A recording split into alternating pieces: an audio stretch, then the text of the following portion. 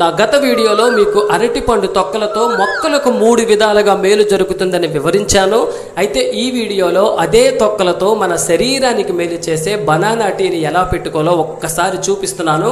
అయితే banana tea కోసం మనం అరటిపండు తొక్కలను చిన్న చిన్న ముక్కలుగా కట్ చేసి మరుగుతున్న నీళ్ళల్లో కాస్త అంటే దాల్చిన చెక్క వేసుకోవాలండి. దాల్చిన చెక్క వేయటం వల్ల సువాసన వెదజల్లుతుంది, బనానా టీకి మెరుగును తీసుకొస్తుంది.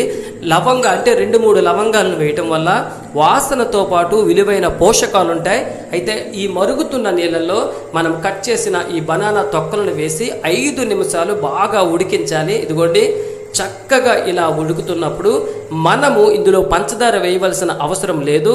ఒక గ్లాసులో కాస్త తేనెను వేసుకొని ఉడికించిన ఈ నీటిని వడపోసుకొని తీసుకుంటే శరీరానికి చాలా అంటే చాలా మేలు జరుగుతుంది. నెలలో ఒకసారైనా తీసుకుంటే బాగుంటుంది. నా గత వీడియోలో మీకు అరటిపండు